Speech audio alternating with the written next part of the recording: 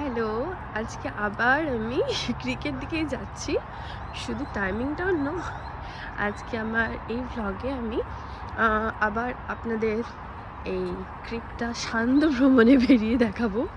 অন্যদিন আগের দিনগুলো আমি মর্নিংয়ে গেছিলাম, আজকে আমি সান্ধ্য ভ্রমণে বেরিয়েছি। আর ওয়েদার খুব ঠান্ডা। এখন জুলাই মাসের শুরু, কিন্তু এখানে তো যেহেতু জুন মাসে মানে শীতকাল, তো এখানে ওয়েদার খুব ঠান্ডা, সেই জন্য বাবা সন্ধেবেলায় খুব ঠান্ডা, প্লাস আজকে মানে মেঘ ছিল সকালের দিকে। আর এখন হচ্ছে মানে এই পরের দিক একটু রোদ উঠেছিল, তো বেটার ছিল, কিন্তু এখন হচ্ছে খুবই ঠান্ডা ঠান্ডা বাতাস দিচ্ছে। তো আমি আজ হয়তো বেশি ঘুরবো না, আজকে আমি অল্প ঘুরে ব্যাক করে চলে আসবো। তো হ্যাঁ, তো আজকে আমি এটা শেয়ার করতে চলেছি এই গল্পটা যে যদি আপনি বাইরে কোনো দেশে পড়তে চান, মানে আমি যখন অস্ট্রেলিয়ায় পড়তে এসেছি, হ্যাঁ, পিএইচডি করতে চান, তাহলে কী কী জিনিসপত্র লাগে, মানে আমার কী কী লেগেছিলো সেটা আমি বলছি।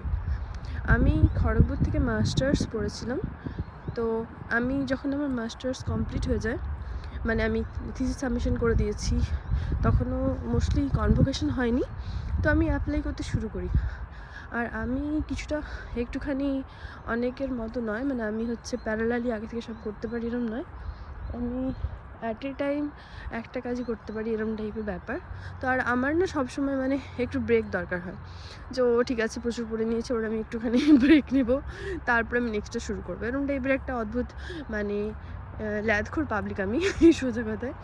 তো সেই জন্য আমি হচ্ছে তো আমার যখন ওই সময় আমি অ্যাপ্লাই করতে শুরু করেছিলাম, তো আমার যেটা করতে হয়, মানে আমি করেছিলাম, সেটা হচ্ছে অনেক সময় ইউনিভার্সিটিতে ওপেনিং তো বেরোয় যে পিএইচডি গ্রাজুয়েটস নিচ্ছে।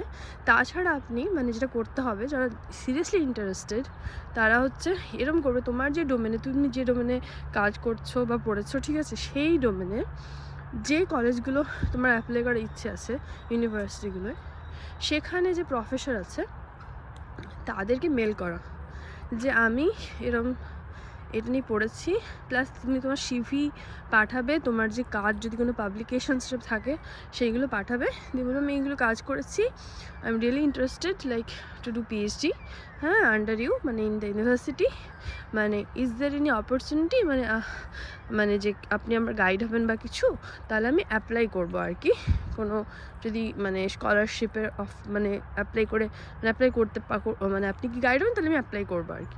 এরমভাবে অনেকজন প্রফেসরকে আমি মেল করেছিলাম, মানে যারা আমার ডোমেনের, আমার মনে হয়েছে যার ডোমেনে আমি কাজ করতে পারবো। তো অনেকেই রিপ্লাই দিয়েছিল।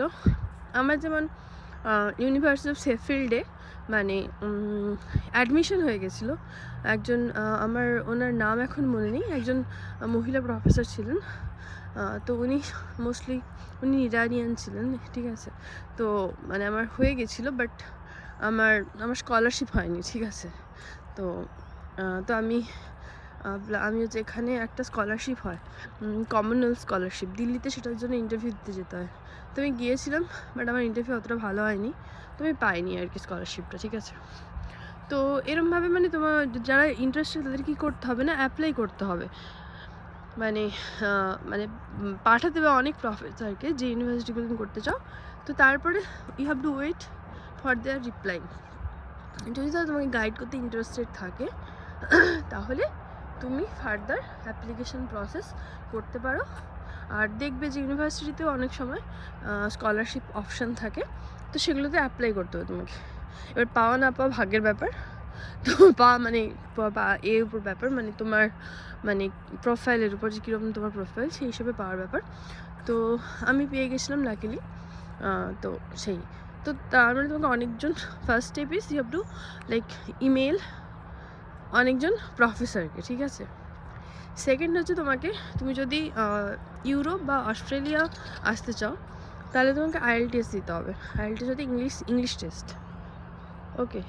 বোধহয় ইউরোপে টোয়েফেলে হয়, আর অস্ট্রেলিয়াতে আইএলটিএস টোয়েফেল বোধ হয় বোধহয়। আমি আইএলটিএস দিয়েছিলাম। তো আইএলটিএস মানে তারও একটা গল্প আছে। আমি আইএলটিএস দিয়েছিলাম। আর যারা ইউএসএতে যেতে চাও তাদেরকে জিআরই দিতে হয়। তো জিআরইতে জেনারেলি আমি শুনেছি নাকি একটা 5,000 মানে ভোকাবুলারি লাগে, এরকম কিছু একটা ব্যাপার আছে, মানে একটু হয়তো টাফার। আমি আমার ইউএসএ আমি অ্যাপ্লাই করিনি, সেই জন্য আমি জিআরই ট্রাই করিনি কখনো। তো আমি আইএলটিএসই দিয়েছিলাম। তো আমি আইএলটিএস মানে মোটামুটি হয়তো 2-3 মাস প্রিপেয়ার করেছিলাম নিজেই, মানে দেখে, মানে ইন্টারনেট সোর্সেস থেকে, তো দিয়েছিলাম। তো আমার মানে বোধহয় মিনিমাম কাট অফ ওদের 6.5 বা এরকম কিছু হতে হয়, মানে তোমার ইউনিভার্সিটিতে এরকম কিছু ছিল তখন, এখন জানি না কি, বা 7 এরকম কিছুটা ছিল, ঠিক আছে, ঠিক মনে নেই, অ্যাভারেজ হতে হবে আর কি, এরকম কিছু। তো আমি না মানে আমি হচ্ছে টাইম ম্যানেজমেন্টে মহান, ঠিক আছে। আমি মানে আমার খুবই বাজে একটা স্বভাব হচ্ছে যে আমি হচ্ছে যখন হয় মানে কোনো কিছু, মানে কোনো একটা কোয়েশ্চেন সলভ করছি, কোনো একটা যদি আটকে যাই কোনো একটা কোয়েশ্চেনে, তাহলে আমি সেটা নিয়েই বসে থাকি, বা সেটা যতক্ষণ না শেষ হচ্ছে পাচ্ছি সেটা ঠিক করে, ততক্ষণ আমি পরেরটাই যাই না। এটা হচ্ছে আমার একটা মানে বাজে জিনিস আর কি। তো এনিওয়েজ, তো আমি টাইম ম্যানেজমেন্টে খুবই বাজে। তো আমাদের আইএলটিএসের প্রথম লিসেনিং ছিল, listening was fine for me, মানে খুবই ভালো দিয়েছিলাম লিসেনিং। তারপরে রাইটিং ছিল, writing also good for me. তারপরে ছিল রিডিং কম্প্রিহেনশন, আর বোধ হয় স্পিকিং অন্য দিন হয়, আরেকদিন গিয়ে তোমাকে স্পিকিং করতে হবে। স্পিকিং তো বুঝতেই পারছো, বেঙ্গলি মিডিয়াম, যেরকম স্পিকিং বলা সেরকমই স্পিকিং বলবো। তো সেরকমই দিয়েছিলাম, মানে অবভিয়াসলি ইংলিশ মিডিয়ামের মতো নয়, ঠিক আছে। আর তখন তো জাস্ট মানে মাস্টার ডিগ্রি, এখন যেমন কি বাইরে এসেছো তুমি ভালো বলো না বলো, তোমাকে ইংলিশে কথা বলতে হবে, ঠিক আছে। কিন্তু তখন তো ওরকম ছিল না, বাংলা ওয়েস্ট বেঙ্গলে থাকতাম, ফলে নিজের এতেই যে ইচ্ছে করেই বাংলায় বলতাম, হিন্দিতে বলতাম। হ্যাঁ, হিন্দিও কিছুটা মানে অভ্যেস হয়ে গেছিলো, বেটার দ্যান মানে ইংলিশের থেকে, ওই মুভি টুভির দেখার দৌলতে হয়তো। আর জানি না, মেবি বলিউড এর জন্য পুরোপুরিভাবে মানে কৃতজ্ঞতা স্বীকার, ঠিক আছে। তো যাই হোক, তো আমি হচ্ছে রিডিং কম্প্রিহেনশন মানে রাইটিংটা খুবই ভালো করেছি। রিডিং টাইমে রাইটিংয়ে এতটাই টাইম দিয়ে দিয়েছি যে রিডিং কম্প্রিহেনশনটা আর আমার কাছে মানে তাড়াহুড়ো করে শেষ করতে হয়েছে। তো আমার শেষের দিকের যে অ্যান্সারগুলো আমি লিখেছি, সেগুলো যে কতটা মানে আমি কারেক্ট করেছি বা কী করেছি আমার সেটা মনে নেই, ঠিক আছে। তো এবার আমার তো দিয়ে চলে এসেছি পরীক্ষা, ফাইন। তো এবার তারপরে আসে তো আইএলটিএস হলো। নেক্সট হচ্ছে যেটা করতে হবে, হ্যাঁ এই দুটোই হচ্ছে মেন, মানে তোমার আর হ্যাঁ মানে তুমি যদি তোমার কোনো গাইড যদি তোমার ইন্টারেস্টেড হয়, তাহলে তোমার সেখানে অ্যাপ্লাই করতে হবে, সেখানে এতে অ্যাপ্লাই করতে হবে স্কলারশিপে, ঠিক আছে। এই দুটো। আর আইএলটিএসের আগেই লাগবে, কারণ ওটাতে বোধহয় আইএলটিএসের স্কোর লাগে বা কিছু। তো তোমাকে যাওয়ার জন্য এই সব প্রফেসরকে মেল করতে থাকো, প্যারালালি আইএলটিএস দিয়ে দাও, হ্যাঁ, তা যদি যেতে চাও, তাতে মানে জিনিসটা প্যারালালি হবে আর কি। তো হলো, তো এতে আমার আমার মনে আছে আমার আইএলটিএসের রেজাল্ট এসেছে, দেখছি যে আমি যেটা ব্যান্ড উইথ আর কি, লিসেনিংয়ে খুবই ভালো করেছি, ঠিক আছে। এতেও কি বলে স্পিকিংয়ে মোটামুটি মানে অ্যাভারেজ, খুব ভালো নয়, ঠিক আছে। আর হচ্ছে রিডিংয়েও মোটামুটি, আর রাইটিংয়ে খুব খারাপ। আমি তো অবাক, আমি মানে সব থেকে ভালো লিসেনিং দিয়েছিলাম, তারপরে রাইটিং দিয়েছিলাম, ঠিক আছে। এবার রিডিংটা অতটা ভালো হয়নি, আর স্পিকিং তো বুঝতেই পারছো মানে এটা কিছু সাবজেক্টিভ, কারণ এটা তো অন্যজন তোমার স্পিকিংটা শুনছে, তো যে শুনছে সে যদি মানে হয় যে না মানে ভালো হয়নি বা সামথিং, মানে ভালো যখন একটা ইংলিশ মিডিয়ামের কারোর যদি আগের দিন শুনে থাকে, তাহলে তো সে করবে না, তো সেইটা আর কি। তো সেই জিনিসটা কাজ করে। তো আমার রাইটিংয়ে মানে খুব বাজে এসেছে, ঠিক আছে। তো আমি ভাবছি যে এটা কী করে পসিবল, মানে রিডিংয়ের থেকেও বাজে এসেছে। তো আমি এই ব্যাপারে শিওর ছিলাম যে আমার স্পিকিংটা খারাপ মানে দিতেও পারে সাবজেক্টিভ বলে, রিডিংটা আমি শেষের দিকের কম্প্রিহেনশন মানে তাড়াহুড়ো করে শেষের দিকে কিছু ভুল করে থাকতে পারি, কিন্তু রাইটিং আমি ভালোভাবে লিখেছি। তো কী করে এটা হলো, তো মানে হয় না। আর এই পরীক্ষাগুলোর মানে অনেক কি বলে কস্টলি। তো আমার মনে আছে তখনই বোধহয় একটা পরীক্ষা দিতে 12,000 টাকা লাগতো, এরকম কিছু, ঠিক আছে। তো সেই জন্য আমি ভাবছি হে ভগবান, মানে এরম হয়ে গেল যে মানে মানে রাইটিংয়ে এত খারাপ হয়ে গেল, তার মানে তো আমি মানে আবার আমাকে দিতে হবে, আবার আমার 12,000 টাকা গেল। ঠিক আছে, তো সেই জন্য আমি হচ্ছে খুবই স্যাড হয়ে গেছিলাম। দিয়ে তারপর আমি আমার মানে বন্ধু, মানে যে আমার হাজব্যান্ড এখন, ওর সাথে কথা বলছিলাম, কারণ ও তখন অলরেডি এখানে মানে একটা অন্য ইউনিভার্সিটিতে অস্ট্রেলিয়ার, মানে ও তখন অলরেডি জয়েন করেছে।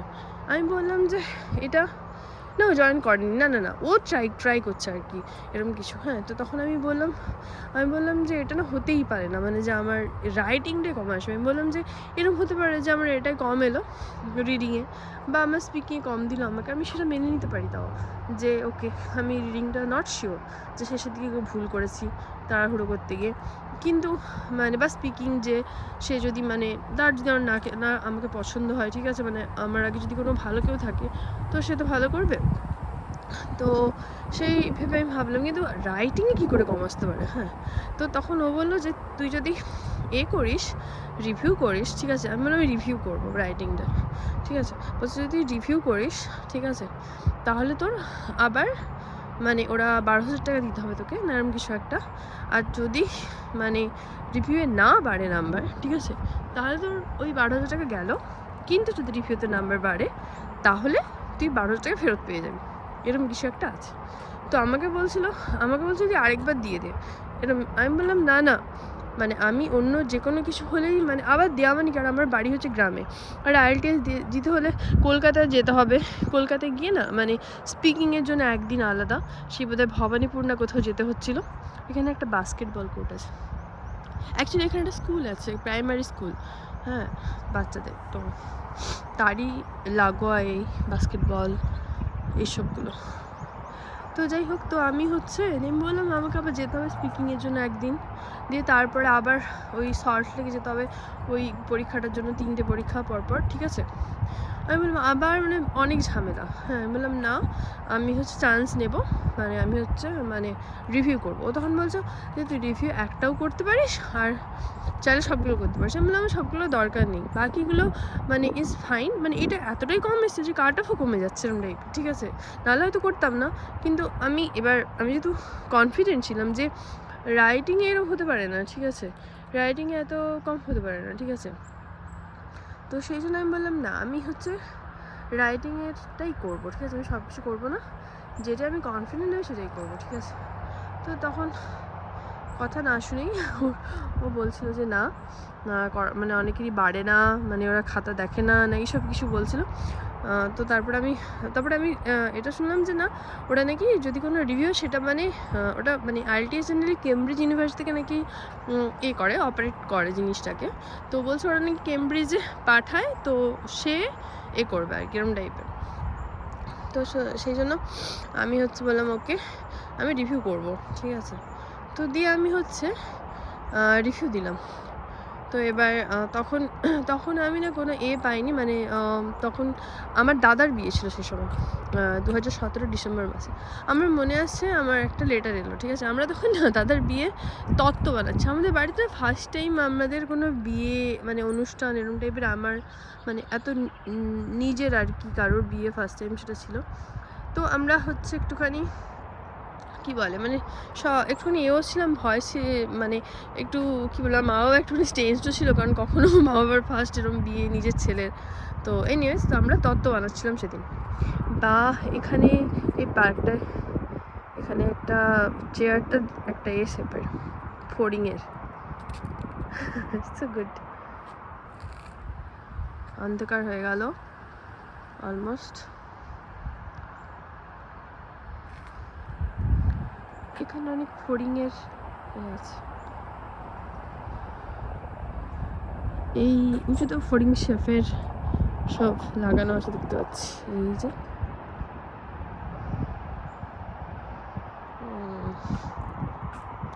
তো দিয়ে আমি তখন তত্ত্ব বানাচ্ছি, তখন আমি আর আমার পাশের বাড়ি রুমপাদি বলে ওরা, আমরা সবাই মানে দাদার বিয়ে তত্ত্বগুলো সাজাচ্ছি আর কি।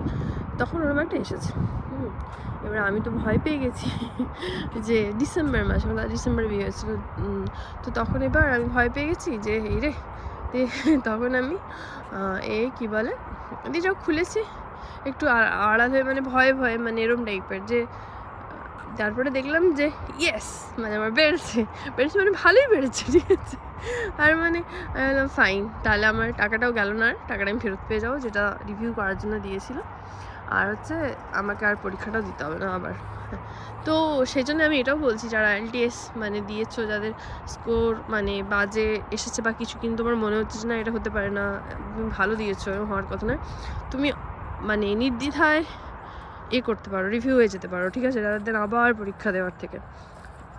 তো তুমি যদি কনফিডেন্ট থাকো তবেই করো সেটা, ঠিক আছে। এখানে বাটারফ্লাই চেয়ার সো নাইস, এখানে এই জন্য এখানে আবার বাটারফ্লাই আছে, বাহ। তো মানে করা যেতে পারে, আমার সেটা মনে হয়েছে কনফিডেন্ট থাকলে। আমি একটাই করেছিলাম, শুধু রাইটিং। যাই হোক, তো দিয়ে আমি হচ্ছে আমার বেড়ে গেল, তো দিয়ে আমি হ্যাপি হয়ে গেলাম যে ওকে আমার IELTS দিতে হবে না। দিয়ে তারপরে আমি প্রথমে পেলাম যে অ্যাডমিশনের জন্য পেলাম, তখনও স্কলারশিপ পাইনি আমি।